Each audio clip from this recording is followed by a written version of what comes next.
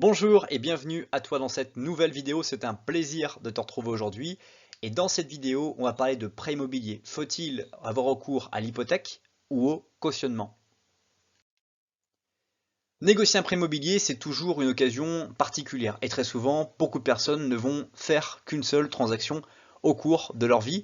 Si bien que les questions sont nombreuses et naturellement, comment faire pour répondre le mieux possible à cette question? C'est la volonté de cette vidéo.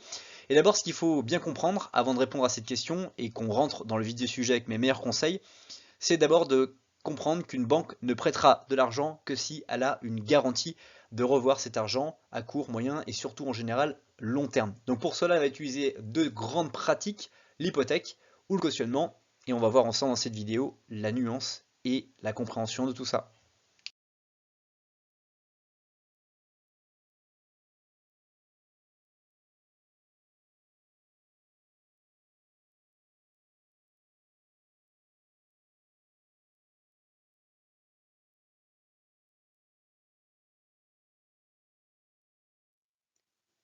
Alors qui je suis? Je m'appelle Ogier Dolé, j'investis mon temps à produire des écrits, des audios et des vidéos pour impacter des milliers de personnes, à trouver la confiance en eux dans leurs projets personnels et professionnels.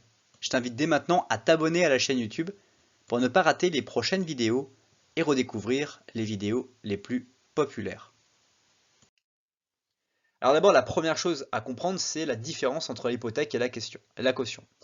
L'hypothèque, c'est on récupère les sommes d'argent dues sur la vente du logement financé à l'aide du crédit. C'est-à-dire que la banque va vous prêter de l'argent, mais va vous dire que tant que vous n'aurez pas fini de rembourser, le bien que vous avez acheté avec l'argent de la banque appartiendrait à la banque si vous ne remboursez pas ou si vous arrêtez de rembourser. Ça veut dire que vous allez hypothéquer votre futur bien jusqu'au jour où vous l'aurez rentabilisé. Très souvent, cette technique-là va être majoritairement utilisée par les banques parce que vous n'aurez peut-être pas assez de patrimoine à mettre en face comme garantie. Et donc la banque vous fera un contrat dans lequel cette garantie de revoir son argent sera le bien lui-même que vous aurez acquéri.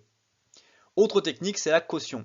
Vous allez vous engager auprès de la banque ou d'un organisme à lui rendre l'argent si eh bien, du coup, la personne qui paye ou vous-même n'arrivez pas à payer en payant avec d'autres choses. C'est très souvent le fait quand vous allez avoir un patrimoine et que la banque va dire ok, je ne vais pas venir vous saisir en hypothéquant tous vos biens, je vais juste vous dire que je considère qu'avec les biens que vous avez déjà acquéris, vous avez la capacité de pouvoir me rembourser et donc je ferai appel à vous comme caution et vous chercherez, vous vendrez vos biens, vos voitures, votre maison ou que sais-je, votre chien peut-être pourquoi pas, pour pouvoir rembourser directement le crédit et l'argent que vous me devez. Voici les deux principales différences.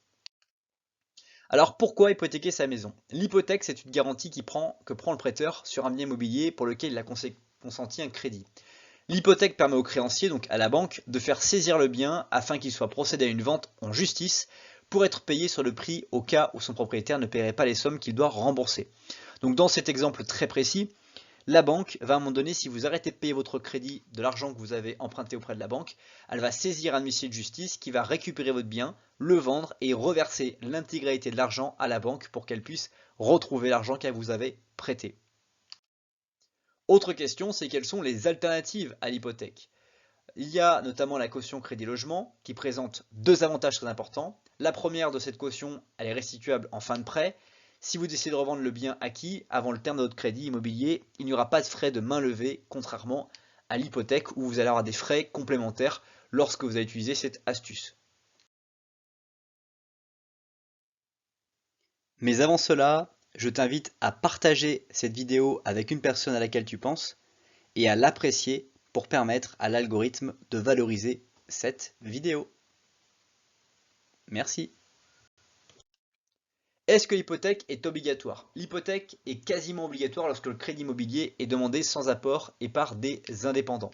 Selon le profil des entrepreneurs, les sociétés de cautionnement peuvent refuser de garantir le prêt immobilier lorsqu'elles estiment l'acheteur est un sujet à risque au travers de sa manière de gérer ses comptes, de gérer ses entreprises ou même parfois d'uniquement gérer sa vie de façon générale.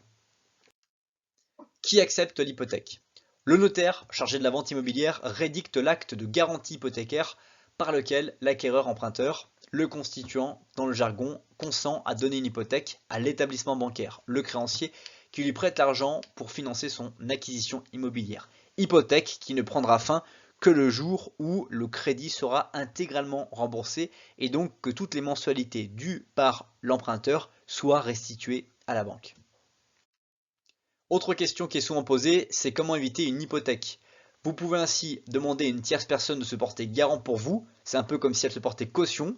Admettons que vous avez quelqu'un qui a de l'argent, il peut vous dire, bah voilà, moi je me porte caution dans le cas où ton projet ne fonctionne pas, dans le cas où tu n'arriverais pas à payer. Et si vous n'avez pas de caution, il existe des sociétés de cautionnement qui évidemment vont demander une partie d'argent entre autres, mais qui vont permettre bien, de garantir, notamment comme crédit logement, garantir le remboursement de votre crédit en cas de défaillance de votre part sous certaines conditions que naturellement vous signerez, des conditions naturellement financières, mais des conditions aussi d'organisation et de gestion.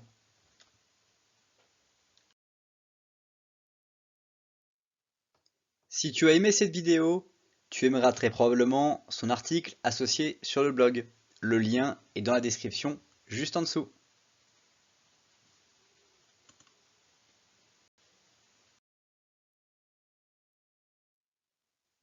Aussi, et pour conclure cette vidéo, je t'invite à découvrir la dernière vidéo YouTube de la chaîne qui se trouve sous la flèche bleue ou directement à observer une vidéo adaptée au contenu que tu regardes en ce moment sous la flèche rouge. À bientôt!